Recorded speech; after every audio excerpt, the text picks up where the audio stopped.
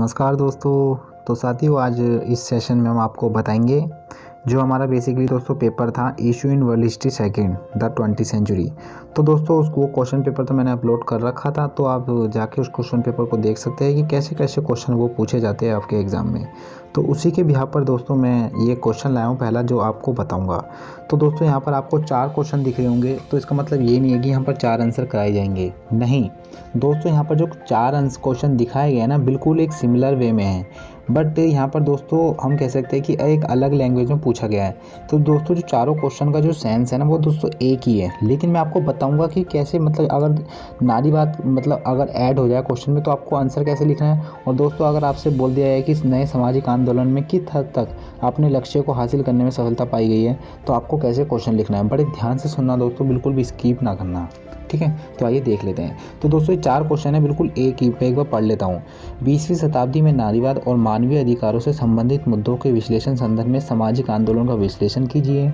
दूसरा दोस्तों, अपने लक्ष्य को साकार करने में नए सामाजिक आंदोलन किस हद तक सफल हुए। नारीवाद आंदोलन के संदर्भ में अपने लक्ष्य को स्पष्ट करने में नए सामाजिक आंदोलन किस हद तक सफल हुए। नए सामाजिक आंदोलनों ने किस हद तक अपने लक्ष्य को हासिल करने में सफलता पाई। दोस्तों जैसे मैंने पढ़ा, आपको समझ भी होंगे कि काफ़ी जो क्वेश्चन सिमिलर ही है, लेकिन दोस्तों एक क्वेश्चन हमने देखा कि इसमें नारीवाद को लेते हुए हमें नए सामाजिक आंदोलन को देखना है। दूसरा दोस्तों, नए सामाजिक आंदोलन किस हद तक अपने लक्ष्य में सफलता रहे। तो दोस्तों काफ़ी मतलब दोनों सेम ही है, लेकिन हम आंसर कैसे लिखेंगे वो देखते हैं। अगर क्वेश्चन में दोस्तों नारीवाद यानी ये पूछ लिया जाए कि 20वीं शताब्दी में नारीवाद और मानवीय अधिकारों से संबंधित मुद्दों के विश्लेषण के संदर्भ में आंदोलन कीजिए, है तो दोस्तों सेम ही, लेकिन अगर नारीवाद पूछ लिया जाए तो दोस्तों उसमें हम पहले नारीवाद को लेके चलेंगे, ठीक है। देन दोस्तों मैं आपको आगे बताऊंगा कि अगर नव सामाजिक आंदोलन किस हद तक अपने लक्ष्य को हासिल करने में सक्षम हुआ है, तो अगर ये क्वेश्चन पूछ जाए तो आपको कैसे मतलब इंट्रो स्टार्ट करना है। तो पहले नारीवाद के आधार पर देख लेते हैं, ठीक है। तो दोस्तों सबसे पहले आपको फेमिनिस्ट ही समझना पड़ेगा कि जो फेमिनिस्ट मूवमेंट है आखिर है क्या, यानी जो नारीवाद फेमिनिस्ट है आखिर है क्या। दोस्तों मैं आपको बड़े एक सिंपल वे में बताऊंगा कि मान लीजिए कि मतलब कोई एक सोसाइटी है, एक सोसाइटी में दोस्तों किसी मतलब कई महिलाओं को शोषण किया जाता है उनके परिवार के द्वारा, उनके समाज के द्वारा, या समाज में दोस्तों जो लोग हैं उनके द्वारा कमेंट करके। तो ऐसे में दोस्तों जो उन लोगों को, उन महिलाओं या लड़कियों को जो शोषण करता है, जो लोग शोषण करते हैं, और तीसरा कोई व्यक्ति दोस्तों उन शोषण को मतलब उनके द्वारा वो देखा जाता है तीसरे व्यक्ति के द्वारा, और वो जो उन लोगों को देखता है, वो जो कमेंट करते हैं उन लड़कियों या औरतों पर, तो वो दोस्तों उन जो तीसरा बंदा है वो जाके इसकी जो सूचना है या तो किसी पुलिस या कहीं पर सूचना देता है, या हमें समाज के बारे में बताता है। यानी ये कहता है कि यहाँ पर मतलब ये जो लड़का है ये महिला का या लड़की का क्या अपमान कर रहा है, शोषण कर रहा है।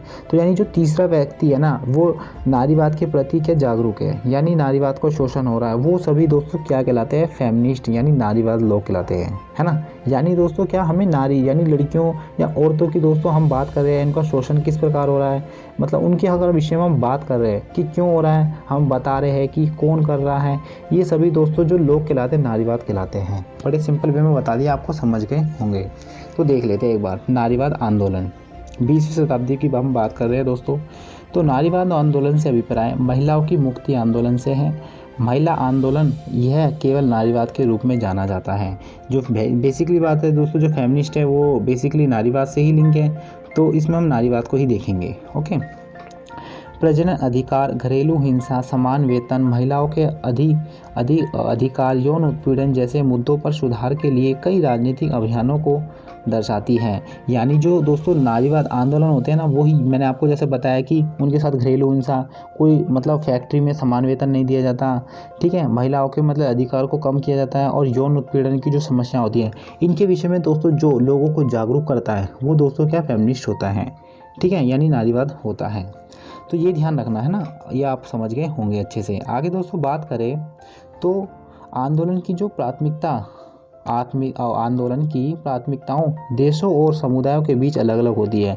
यानी जो फेमिनिस्ट मूवमेंट की दोस्तों जो प्राथमिकता है, यानी जो पहली प्रायोरिटी है, वो दोस्तों देशों और समुदायों के बीच अलग अलग होती है, ठीक है।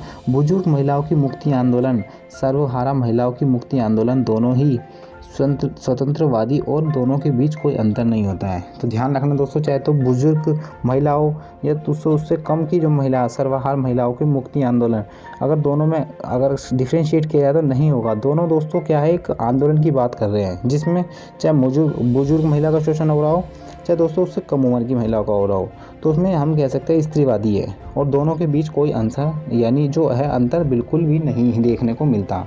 तो दोस्तों आगे बात कर लेते हैं कि जो पश्चिमी दुनिया में नारीवाद 3 लहरों में चला था। यानी जो पश्चिमी कंट्रीज़ है उनमें जो फेमिनिस्ट है ना उनकी, यानी हम बात जो कर रहे हैं फेमिनिस्ट के मूवमेंट की बात कर रहे हैं, यानी कैसे पश्चिमी जो भारत यानी दुनिया है उसमें दोस्तों ये सफल रहा था। तो हम 3 लहरों यानी जो 3 वेव्स हैं उन पर बात करेंगे कि किस प्रकार पश्चिमी दुनिया में नारीवाद एक सिस्टमेटिक वे से दोस्तों प्रभावशाली रहा और उसके अच्छे इम्पैक्ट देखने को मिले। तो पहला देखते हैं, पहली जो लहर है वेव है, नारीवाद मध्य या ऊपरी वर्ग की सफ़ेद महिलाओं के स्टेशन के पास केंद्रित था। ध्यान रखना दोस्तों, जो वेस्टर्न जो कंट्रीज़ है उसमें तो पहली लहर है नारीवाद मध्य ऊपरी वर्ग की सफ़ेद महिलाओं के स्टेशन के पास केंद्रित था। दूसरा दोस्तों बात करें तो दूसरी लहर नारीवाद ने सामाजिक और सांस्कृतिक असमानताओं का मुकाबला करने का प्रयास किया। पहला तो दोस्तों क्या मध्य जो यूरोपीय वर्ग की, दूसरा दोस्तों इसमें नारीवाद ने सामाजिक और सांस्कृतिक असमानताओं का मुकाबला करने के लिए प्रयास किया। यानी उनके साथ जो भी सामाजिक स्तर पर डिस्क्रिमिनेशन हो रहा, सांस्कृतिक स्तर पर जैसे कपड़े क्या पहनोगे, जो छोटे कपड़े, ये तभी तमाम बातें दोस्तों उस कल्चर्स में आती है। हमारी खान पीन व्यवस्था, सामाजिक जीवन की आपको कैसे जीना है, ये सभी दोस्तों उनकी असमानताओं का मुकाबला करने को मिला दूसरी लहर में। तीसरी लहर में बात करें तो दोस्तों नारीवाद वित्तीय, सामाजिक और सांस्कृतिक असमानताओं को संबोधित करने के लिए जारी रहा। यानी जो 3 लहर थी ये दोस्तों बेसिकली नारीवाद के लिए चली गई थी।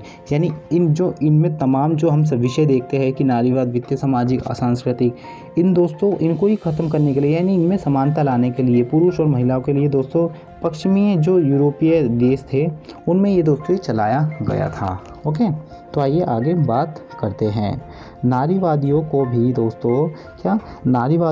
दोस्तों गर्भपात के अधिकार जैसे महिलाओं के प्रजनन अधिकारों पर ध्यान केंद्रित करना पड़ता है। यानी जो नारीवाद होते हैं ना, तो जो भी गर्भपात महिला होती है उनके अधिकार को लेके आपको पता होगा कि जैसे भारत में पहले प्रजनन होती थी, मतलब जो भी प्रेग्नेंट होती थी तो उसमें जो मतलब कंपनी छुट्टी मिलती थी 3 महीने के लिए, लेकिन दोस्तों अब 6 महीने की हो गई है, बढ़ा दी गई है। तो उनका ध्यान मतलब इन चीज़ों को ध्यान केंद्रित करना ही दोस्तों क्या नारीवाद होते हैं। यानी वही लोग होते हैं जो इन चीज़ों को ध्यान रखते हैं, समाज को बताते हैं, तो वो दोस्तों क्या कहलाते हैं, नारीवाद कहलाते हैं। तो दोस्तों बात कर लेते हैं चीन में नारीवाद। यानी चीन में जो नारीवाद है, यानी नारी को लेके कितना मतलब ये जागरूक था चीन, और कैसे मतलब यहाँ पर एक कह सकते हैं कि एक अच्छा उछाल देखने को मिला कि जो वहाँ की महिलाओं की स्थितियों में, तो वो सभी देखते हैं एक बार हम अच्छे से। तो चीन में नारीवाद 20वीं सदी में 1911 में चीनी क्रांति के साथ शुरू हो गया। यानी जब 1911 में चीनी क्रांति हुई थी तो उसके समय ही नारीवाद की शुरुआत भी हो गई थी। चीन में नारीवाद का जो समाजवाद और वर्ग के मुद्दों के साथ एक मजबूत संबंध है, ये भी थोड़ा ध्यान रखना। यानी नारीवाद का समाजवाद और वर्ग के मुद्दों के साथ एक मजबूत संबंध है। कुछ लोगों का मानना है कि यह करीबी सहयोग चीनी नारीवाद के लिए हानिकारक है और बताते हैं कि पार्टी के हितों को महिलाओं के सामने रखा जाता है।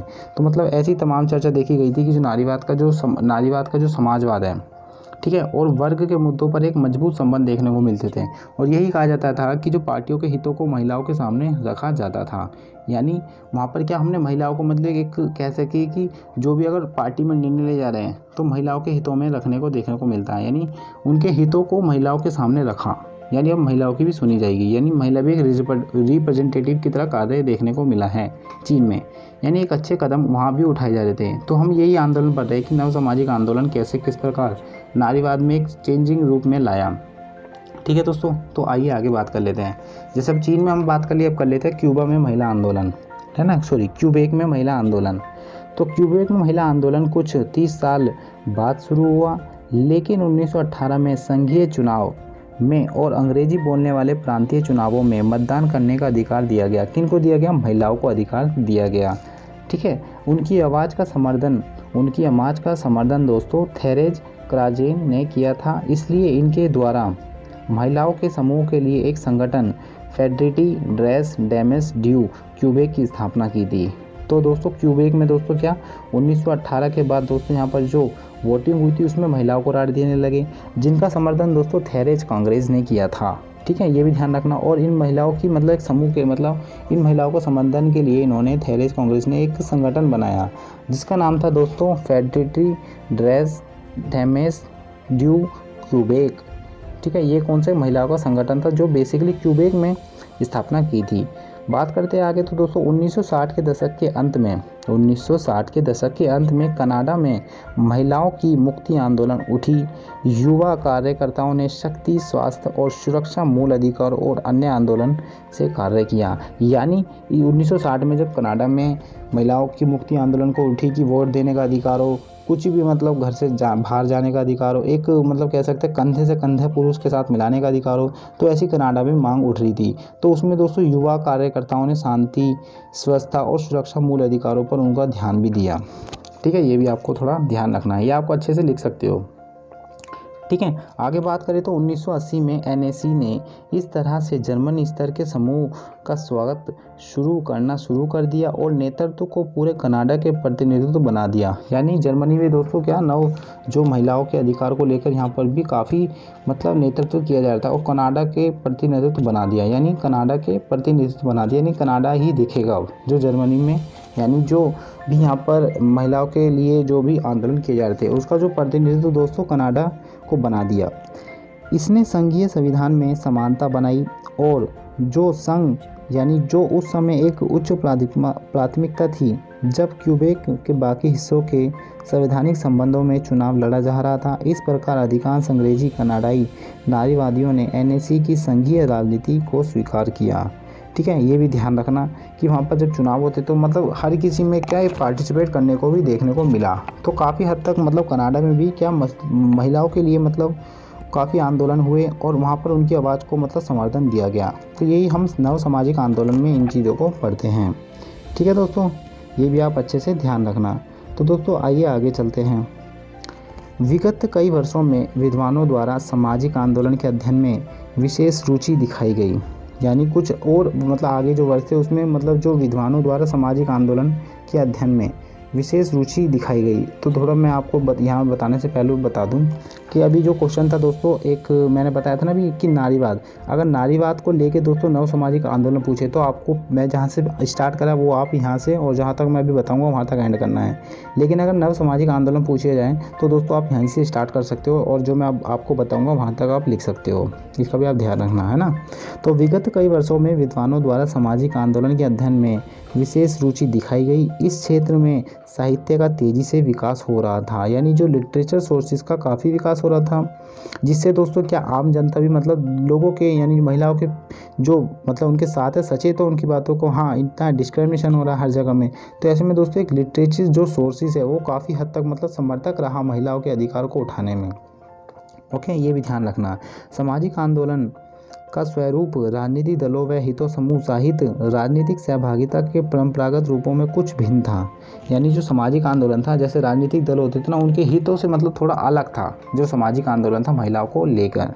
ठीक है, सामाजिक आंदोलन के इस रूप को दोस्तों स्पष्ट करना एक साहित्य का मूल विषय था। ठीक है, यानी जो सामाजिक आंदोलन में महिलाओं को लेकर जो राइट हो रहे थे उनको जो एक निचोड़ की तरह दोस्तों साहित्य में निरूपना था। और एक जो साहित्य का मतलब जो शुरुआत हुई थी मूल विषय दोस्तों यही था कि सामाजिक आंदोलन में जो महिलाओं की स्थिति को कैसे बढ़ाया जाए। तो साहित्य में इन चीज़ों को बताया जाता था। वो जनता के साथ मतलब जनता के द्वारा मतलब जनता को ही मतलब ये साहित्य रिसोर्सेज के रूप में पढ़ाया जाता था। तो काफ़ी मतलब इन चीज़ों को प्रचलित भी प्रचार किया जाता था। ओके, आगे बात करते हैं। आंदोलन किसी उद्देश्य को बढ़ावा देते हैं। ये तो हमें पता होगा, चाहे फेमिनिस्ट हो या अपने अधिकार को लेकर मूवमेंट हो, तो कोई भी जो आंदोलन होता है ना किसी उद्देश्य को बढ़ावा देता है। यानी जो उसका आंदोलन किसी चीज़ पर कर रहे हैं, फेमिनिस्ट है यानी राइट के ऊपर है, वोट टू राइट, अगर उसमें हम आंदोलन कर रहे हैं तो उसका उद्देश्य दोस्तों मतलब उसका उद्देश्य क्या है, उसको बढ़ावा देता है। कौन? आंदोलन, कोई सा भी आंदोलन। ठीक है, आंदोलन किसी उद्देश्य को बढ़ावा देते हैं। यह निश्चित लक्ष्य पर ध्यान केंद्रित करता है।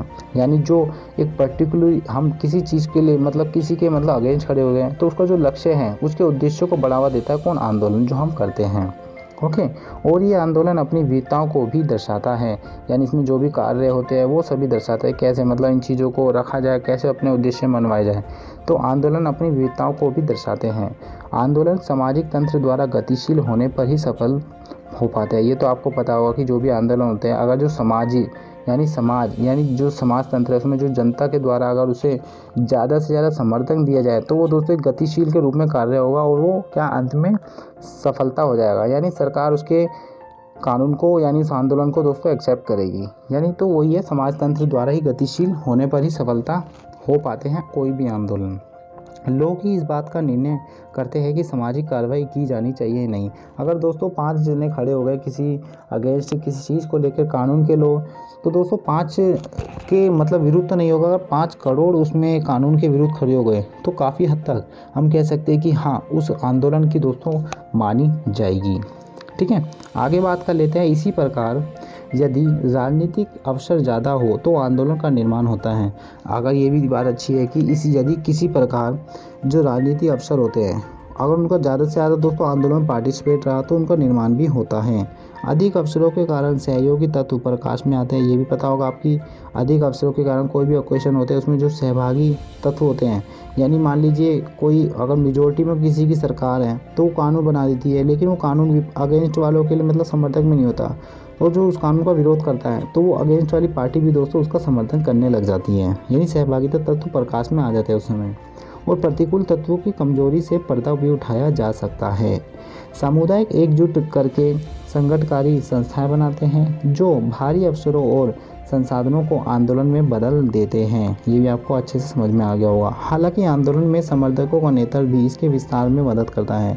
ये भी अच्छा बात है कि जो भी कोई आंदोलन होता है उसमें जो समर्थक करता है कोई मतलब जो नेतृत्व है उस आंदोलन का समर्थक करता है वो काफ़ी हद तक मतलब एक पॉपुलर लीडर करेगा, यानी जो जनता तक ज़्यादा जाना पहचाना जाता है अगर वो किसी आंदोलन का नेतृत्व करे तो जाहिर सी बात है कि वो जो आंदोलन है काफ़ी उसका एक्सटेंड होगा, वो काफ़ी जनता के बीच लोकप्रिय होगा और काफ़ी वो जाना भी जाएगा, है ना। तो देखते आगे, अब ये पढ़ लेते हैं दोस्तों जो सामाजिक आंदोलन की सफलता के आखिर है क्या कारण, यानी किस प्रकार जो सामाजिक आंदोलन किए जाते हैं वो सफलता कैसे पाते हैं।